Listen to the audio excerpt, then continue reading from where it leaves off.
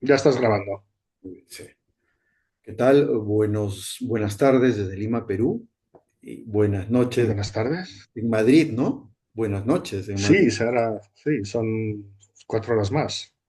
¿Qué tal? Bueno, yo soy Antonio Capurro. Aquí me encuentro para hablar con Emilio de Benito. Es un periodista de larga data del periódico El País o el diario El País de España, ¿no? ¿Cómo estás, Ujú. Benito? ¿Cómo estás, To- Emilio? No sé por qué de nuevo. Emilio. Nada, si tú me llamas Benito, yo te llamo Capurro. Todo bien, Antonio. Cuéntame, ¿qué tal todo por allá? ¿De qué? Pues ¿Cómo va en un todo? momento complicado, como en todas partes del mundo, yo creo, pero bueno, no me puedo quejar. En la parte personal no me puedo quejar. Dejé el periodismo activo en el periódico hace 3 años y Ya. ahora colaboro básicamente con una ONG, con el colectivo LGTBI de Madrid. Alejar el periodismo me puede hacer activista, Ok. porque mientras eres periodista no puedes ser activista. Es Sí, una ¿no? contradicción. Hay esa confrontación, ¿no? Esa di- Claro, tú no puedes ser parte de la noticia, tienes que intentar ser lo más frío posible, ¿no? Y entonces, mientras fui periodista, yo era yo, pero te ponías una capa de profesionalidad y intentabas que no se te notara mucho. Oye, Emilio, como tú sabes, yo te he convocado aquí para conversar acerca del tema de la paternidad homoparental, ¿no? Que tiene que ver también con el matrimonio igualitario, con la igualdad de derechos para las parejas del mismo sexo.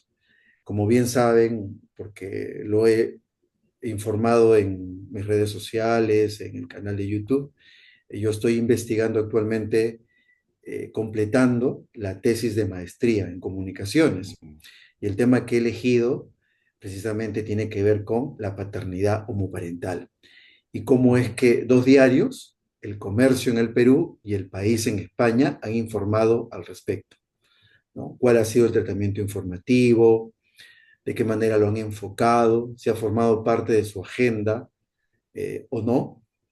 Y yo, no, yo antes de empezar con las preguntas, quisiera saber si quieres que agregue algo más en tu biografía, en tu trayectoria.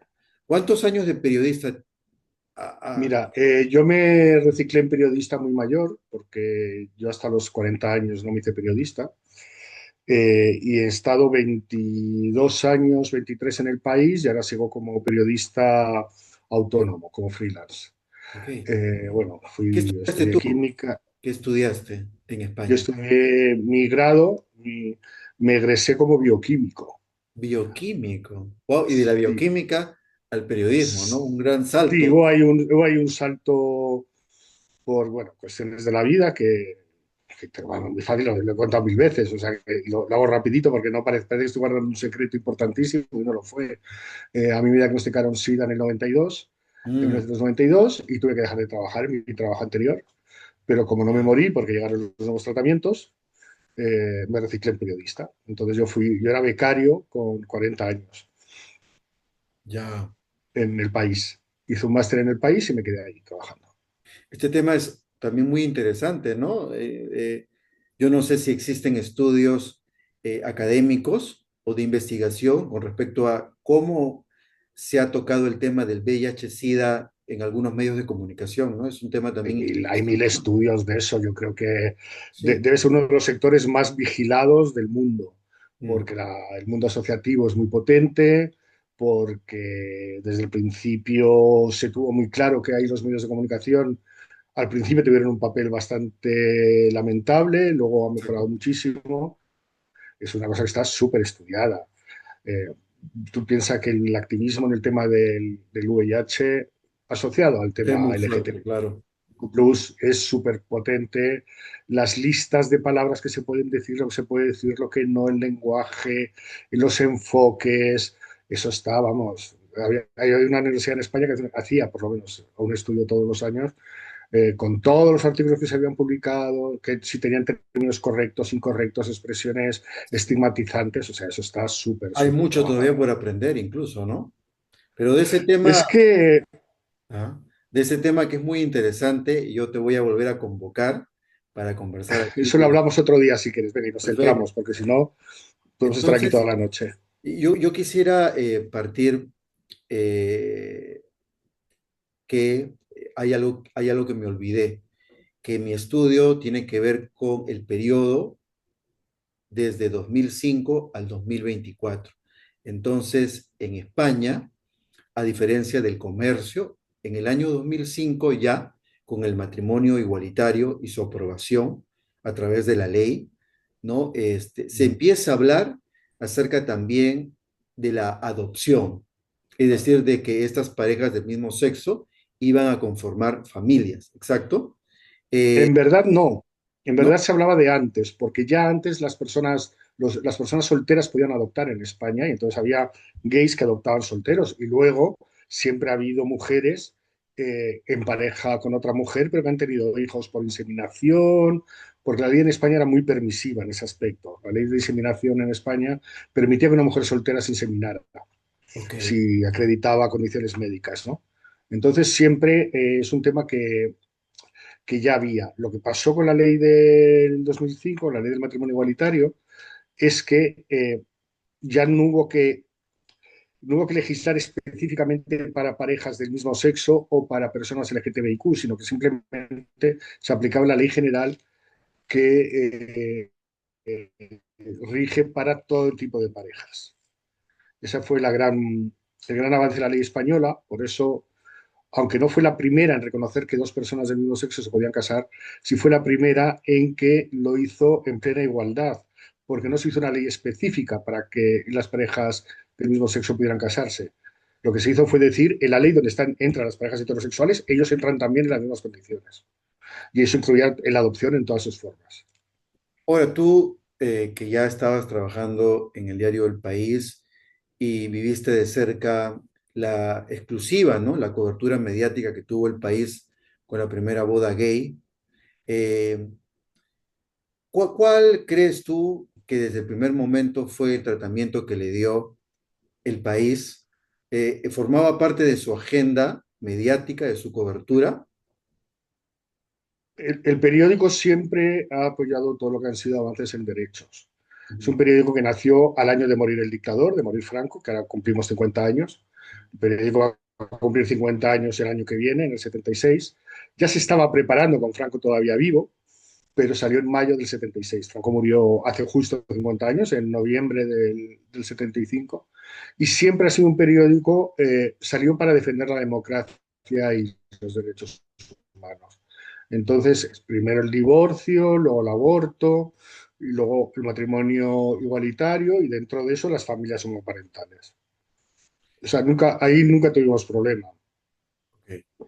Lo cual significa que tenían antes también, por supuesto, y desde el comienzo, una agenda progresista, ¿la calificarías de ese modo? Siempre. ¿No? Sí, sí, sí, claramente, claramente. Claro, porque fue el primer periódico nuevo creado después del, del dictador y Ujú. entonces eso hizo que fuera distinto. Eh, los demás eran periódicos que si estaban abiertos o habían funcionado durante el régimen, quería decir que de alguna manera se habían plegado al régimen. El país no, el país nace nuevo, ya fuera de esas cargas de lo que fueron 40 y tantos años de censura.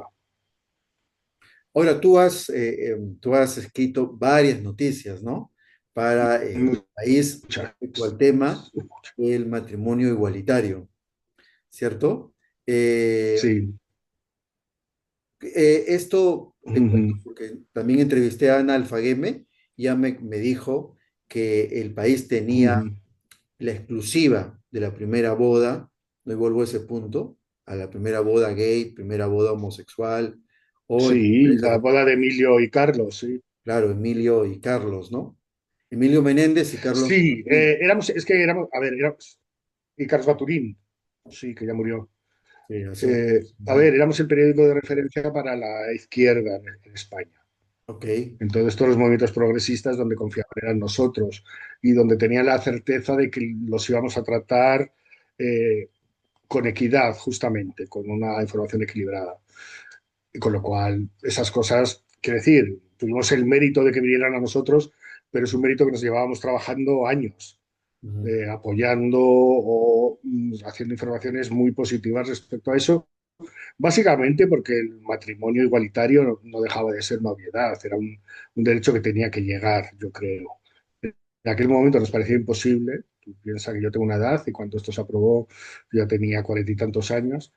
Y o sea, a mí me llegan a decir 15 años antes que iba a haber el matrimonio igualitario, me habría muerto de risa. No lo habría creído nunca. Pero es verdad que de repente la sociedad corrió, corrió, corrió, corrió. Y además es una cosa que la ganamos en la calle. Porque salió a raíz de las grandes movilizaciones del orgullo, en Madrid sobre todo, salió la idea. Se vio que tenemos la fuerza para ello. ujú, Y siempre habíamos estado a favor. Porque además, si es que llamándose matrimonio, ¿no? Siempre había habido parejas que criaban hijos, madres solteras que criaban hijos, dos mujeres que criaban hijos, eh, hombres solos que criaban hijos. Es que no estábamos inventando nada, simplemente lo que había era que reconocer derechos ahí, porque la crisis del SIDA nos enseñó que, claro, esas parejas de dos hombres que llevaban viviendo juntos 50 años, 40 años, y cuando uno moría de SIDA, aparecía la familia y la persona que lo había cuidado, que había estado compartiendo con él décadas, ujú. se quedaba en la calle, era una situación tan injusta que no podía ser. Y lo mismo pasaba con los hijos. Se habían criado un hijo en común porque alguno había tenido un hijo antes o habían adoptado. De repente, la abuela del hijo que figuraba en los papeles, porque no podían figurar los dos, se quedaba el niño y el otro papá quedaba fuera de la vida del bebé, ¿no? O del crío. Y eso era una cosa completamente ilógica. Tú también escribiste acerca de las familias homoparentales. ¿Tuviste la Muchísimo. oportunidad de poder entrevistarlos, conversar con ellos o ellas? Eh, Sí, sí. Sí, a ver, es que ya existían. Esas claro, familias ya existían. claro. Lo que pasa es que no estaban reconocidas como tal, o no tenía, por ejemplo, el bebé, el niño no podía tener los apellidos de los dos, o legalmente solo era hijo de uno, y el otro, como mucho, en algún caso podía tener la tutela o una coadopción, pero todo eso no estaba regulado. Pero vamos, parejas sobre todo de chicas con niños, había un montón ya, o Ujú. mujeres que habían tenido un hijo en una relación heterosexual y que luego tenían una relación con otra mujer, ¿no? Y que tenían al hijo y lo criaban entre las dos. Ahora, Eso era muy frecuente. la gran diferencia es que a partir de la Solo ley tuvimos, es algo que ya se queda legalmente establecido, ¿no?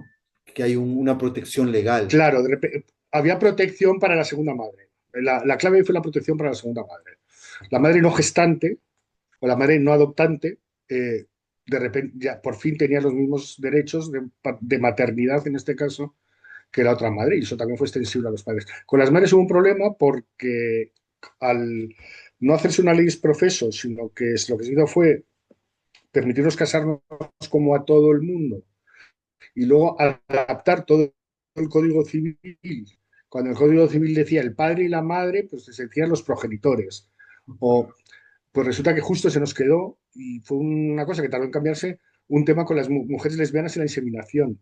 Que la pareja de la madre no se la pareja, el hombre, pareja de una mujer que se inseminaba y tenía un hijo, se consideraba automáticamente el padre, pero la mujer de una mujer que se inseminaba y tenía un hijo no se consideraba automáticamente madre.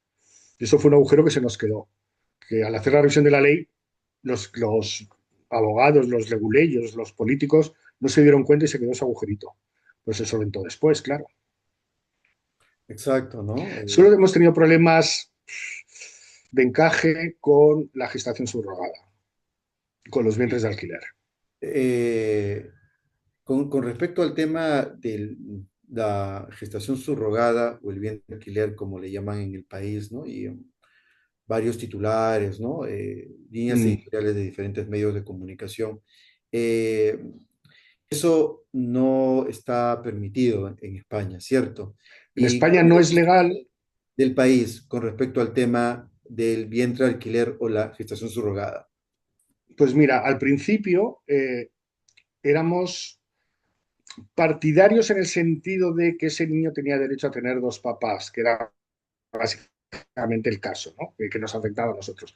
Hay muchísimas parejas heterosexuales que lo hacen, pero bueno, hablando del matrimonio igualitario y de las parejas del mismo sexo, la idea era que ese niño tenía derecho a tener dos papás, pero claro, pasamos, primero llamábamos vientres de alquiler, pasamos a llamarlo gestación subrogada y luego el país volvió a llamarlo vientres de alquiler, porque entró en cuenta una cosa que era que la situación de las mujeres que gestaban a esos niños. Mm. En algunos sitios está súper regulado, pero en muchos otros casos hay claramente una situación de explotación, primero. Y luego hay una cuestión ya más filosófica de si el cuerpo de la mujer, su Un utilización, discurso su feminista, venta. ¿no? Entonces, ahí ahora el país editorialmente está en contra y los colectivos tenemos un problema en las asociaciones porque muchos de nuestros socios tienen hijos por gestación subrogada, pero a lo mejor han ido a Estados Unidos, donde el sistema es muy garantista. Yo hice un reportaje pues, en el 2007, 2006, ya no me acuerdo, con una chica que era una estadounidense que había Ajá. tenido dos niños para una pareja de chicos españoles, ¿no? Para una pareja de hombres españoles. Y era una enfermera que lo tenía muy claro, lo había hecho con todos los controles, tenía un marido guapísimo, por cierto. Eh, pero esa situación probablemente sea excepcional, es decir, el riesgo de explotación cuando vas a un vientre de alquiler en la India, en Ucrania, pues Es es que el distinto riesgo de acá. explotación es muy alto. El otro día yo escuchaba una conversación video podcast de hace 2 años de un conductor de streaming y también es actor, productor de programas de espectáculo aquí en el Perú. Se llama Ricardo Morán. Él hace unos años casualmente estaba defendiendo Ujú, que la RENIEC, ¿no? El registro de identificación, eh, inscriba a sus hijos, ¿no? Eh, Procreados a través de gestación subrogada en Estados Unidos, ¿no? En el Perú. Y finalmente se logró a través del Tribunal Constitucional ujú, aquí, ¿no? Que sus hijos sean inscritos. Ahora, él también en esa conferencia habló de que cada caso es diferente, ¿no? Él defendía y decía mucho de que el proceso que él tuvo fue de forma muy, uno, transparente, ¿no? Y de mucha relación con la madre que finalmente llevó, ¿no? Al bebé y todo esto a los bebés, porque son dos. Eh, pero ujú. también en esa videoconferencia él decía que en otros países que habían documentales, ¿no? Que mostraban, ¿no? Esta forma de explotación, ¿no? De la mujer, pero que ese no era su caso. Entonces, todavía hay un debate actual, seguramente en España, ¿no? Claro, Y en muchos colectivos, en organizaciones, en la sociedad, ¿no? siga viéndolo porque, Yo creo mira, que en el COGAM, el Perú hay colectivo al mucha que yo explotación pertenezco, todavía. en el colectivo que yo pertenezco, te me vas. A ver, Sí, sí, te escucho. sí. Sí, pues pasamos de claramente apoyarlo, porque teníamos muchos socios que habían tenido hijos de esta manera, o hijas, Mm. a simplemente dejarlo a que cada uno haga lo que quiere y no posicionarnos. Porque también entendíamos la crítica de las mujeres del colectivo, ¿no? Que decían que eso era la Claro. utilización del cuerpo de una mujer. Yo tengo amigos y conocidos que han tenido hijos así y son unas bellísimas personas y los niños están felices. Y ya te cuento, el reportaje este que hice con una mamá de alquiler, que yo creo que fue el primero que lo hizo en España, era una chica de Estados Unidos, creo que era de Texas, eh, que obviamente no tenía ningún trauma, ninguna explotación, le había venido muy bien el dinero, me lo contaba ella, pero, pero no había hecho nada, tenía su profesión, era enfermera. Entonces el Su debate va marido creo que más. era psicólogo. O sea, no había ese riesgo de explotación. Pero es verdad, claro, si te vas a Ucrania, en Ucrania había auténticas granjas Ah, de chicas que no les preguntaban. Claro, en este caso, de hecho, yo entrevisté a aquella señora que había sido la mamá de los dos hijos de una pareja de hombres españoles, porque ella había venido a España a ver a los hijos, a ver al matrimonio, a, a pasar unos días con ellos. O sea, la relación era muy buena y había sido un trato estupendo. Pero claro, en los otros casos no saben ni quién es la madre, exacto, ¿no? porque es Entonces otro todavía, sistema. Claro, entonces es un debate un poco parecido al que hay con la prostitución. ¿tú crees que es un tema que todavía causa controversia? Entonces, esa Sí, forma sí, de que absolutamente, las familias absolutamente. homoparentales puedan tener familia, precisamente, ¿no? valga la No, redundancia. no, no porque tengan familia, por ese método de tener familia. El hecho de que tengan familia, vamos, nosotros lo tenemos muy claro, por supuesto, No, no, esa forma, y decía, ¿no? esa forma de tener familia es muy controvertida. Esa técnica, ¿no? Sí, porque tiene un Ahora, momento de utilización del cuerpo de la mujer. ¿Hasta qué punto esa mujer es libre para vender su cuerpo, vender esos 9 meses? Todo eso es muy complicado. Yo entiendo que en un sentido, que si te pones en un sentido muy ético, muy puro, muy estricto, es un disparate. ujú, Pero hay mujeres que gracias a eso que lo hacen sin ningún problema, que gracias a eso viven mejor, y hay parejas o hay hombres que, hombres sobre todo, pero parejas también, porque también hay heterosexuales que lo hacen, que ujú. gracias a eso pues tienen un niño Miles que va a ser heterosexuales feliz, que lo hacen. estupendo y lo van a criar muy bien. Ajá. Entonces, entonces eso es muy complicado. Es un poco como la prostitución, es decir, la prostitución es un horror, pero nosotros en Cobam atendemos a mujeres que se prostituyen porque ellas han decidido hacerlo, no están explotadas por una red, ni un Mm, tráfico, ni un nada. Se han decidido hacerlo por lo que sea. Pues porque a lo mejor ganan más prostituyéndose que lo que ganarían en un trabajo más reglado y les compensa para unos años. ujú, Entonces, pero es un debate que ahí tenemos, ¿no? O sea, mm. lo, parece que lo puro, es decir, no a la gestación subrogada, no a la prostitución, pero, pero luego hay muchas casuísticas Ujú. que se escapan de eso, ¿no? O por no hablar de los chicos que se dedican a la prostitución. Entonces, la única forma en que actualmente en España las parejas del mismo sexo puedan tener familia, en el caso de los hombres, es la adopción, ¿no? Y en el caso de las mujeres son las técnicas de reproducción asistida, ¿cierto? Claro, o con un hombre. O Ajá. con un hombre, parejas de chicas que a un amigo le piden que embarace a una de ellas y Eh, puede hacer por vía natural. sí, Él luego tiene, ellos luego acuerdan, yo conozco casos donde ellos acuerdan o que él no tiene nada que ver con el niño y el niño nunca va a saber quién es su papá y nada, o que él va a ser el tío Carlos. Y el tío Carlos, en verdad, lo que es Emilio, el que Emilio, ¿me puedes inseminó a esperar un la, segundo, por inseminó a la favor? mamá. Un segundo, Sí. espérame, un segundo, un segundo. Listo. Espero que haya Y hay grabado. muchos casos de, bueno, sí, sí, decía que estaba grabando. Y hay muchos casos de parejas del mismo sexo que lo que están es criando a los hijos que uno de los dos miembros de la pareja había tenido antes en una relación Exacto, también heterosexual. sucede ese Eso caso. también se da. O sea, hay muchas maneras Ujú. de hacerlo. Lo Chicos importante que es que han tenido, puedan. chicos que han estado casados con una mujer, han tenido una mujer, tienen un hijo y que luego se hacen pareja de otro hombre y crían al niño entre los dos. Ajá. Eso también. O sea, ¿Y cuál, es que en el fondo, el cómo llegues, perdona, Antonio, es que en el fondo, cómo llegues a constituir la familia importa poco una vez que esa se constituye, ¿no? Todas las familias dejan de ser adultos cuidando de niños.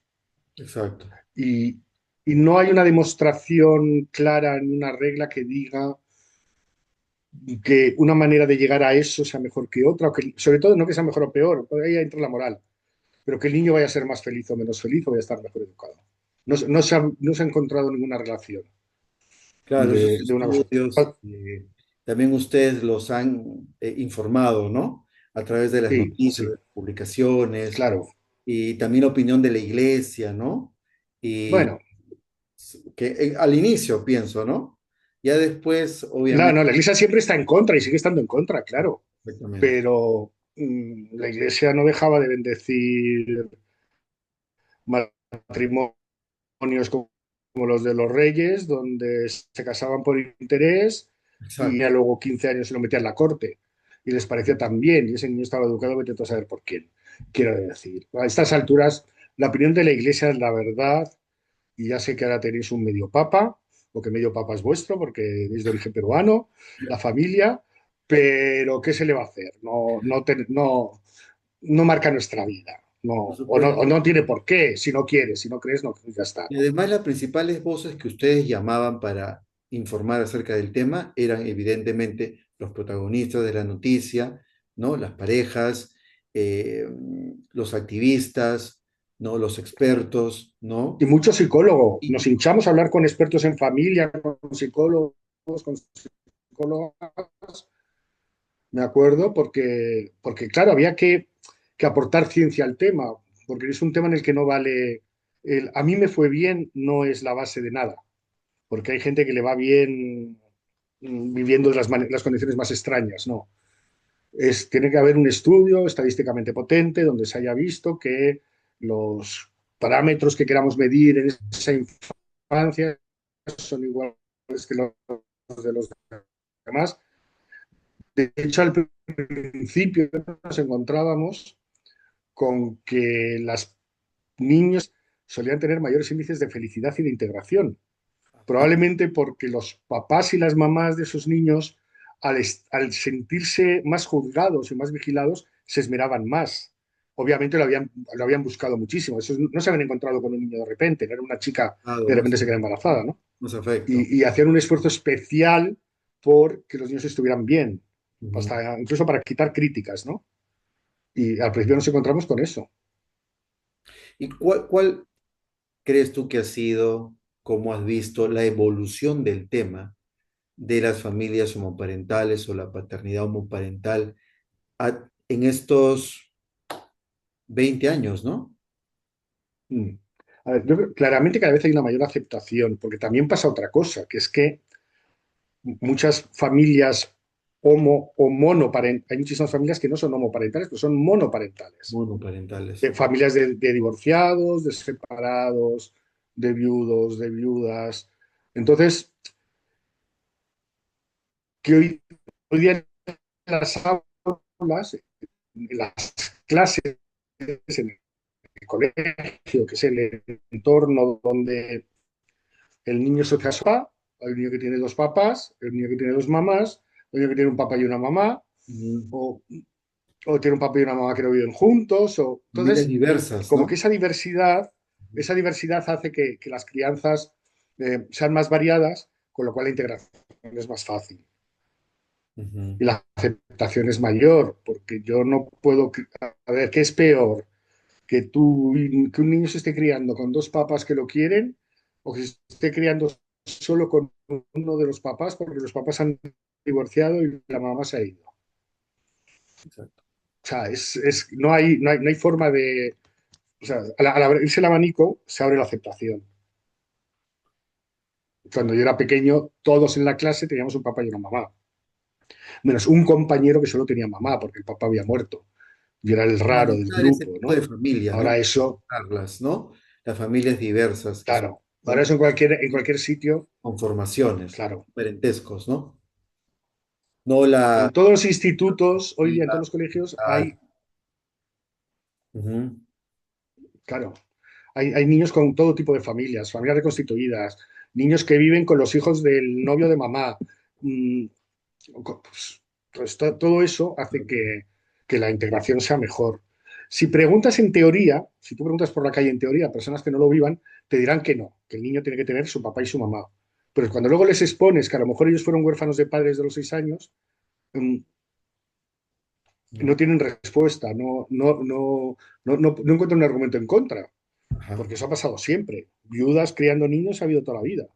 Y lo importante Viudos es menos, pero viudas, que ustedes en el país han construido las historias, ¿no? La narrativa, la representación social mm, desde el propio testimonio, ¿no? De las parejas involucradas, ¿no? En el matrimonio, ¿no? Con las familias. Eso es lo más importante, creo yo, lo que se destaca, ¿no? De sí, 20 años modernos. es que hablamos de familia, hablamos de relaciones, entonces es muy importante que hablen los que lo viven, que no era fácil, porque muchas familias de estas han vivido casi clandestinamente, o mujeres solteras que se han inventado un papá que está de viaje y el papá a lo mejor no sabían ni quién era o no sabían nada de él desde hace 30 años. Eso ha habido siempre. Es decir, todo eso se fue. Nosotros teníamos muy claro que eso se estaba dando ya, que lo normal era que si se daba tuviera toda la protección legal, no tenían por qué ser niños menos protegidos que el resto. Y además la ciencia, todos los estudios que ha habido hasta ahora, nos confirmaban que esos niños no estaban peor que el resto. Con lo Exacto. cual, claramente era una historia que se podía dar en plan positivo sin ninguna duda. Claro, sin ningún tipo de crear controversia, conflicto, ¿no? Sino aperturar, ¿no? Apertura, ¿no? A la mente Es que era abierta. exponer que en el fondo eran unas familias como las demás, quiero decir. Normalizar, Si ¿no? no nos dejan, Normalizar el tema. claro, claro. Oye, Emilio, yo te agradezco mucho esta conversación, que Nada, por Dios. pienso que las personas van a escucharlo, ¿no? Y Es- van a estar también, espero que sirva, porque ¿me escuchas? yo hablo mucho. Sí, sí, te oigo, te Sí. oigo.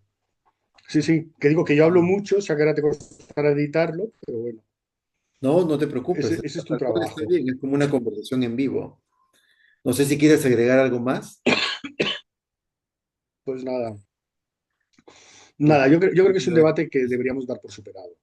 Hasta incluso la Iglesia católica, que en España, aquí en Perú, tiene tanto peso, bueno, ya sé que ahí los evangélicos empiezan a ganar, que son todavía peores que los católicos, en- hablando así en cuanto a posibles cerrazones o doctrinas muy estrictas, oye, si nos entiende quedamos que, que los niños no tienen la cortas culpa de de cómo envío tu sea su modelo de enlace, familia, que están porque creo que ya se va a integrados. acabar el tiempo. Ah, ¿perdón?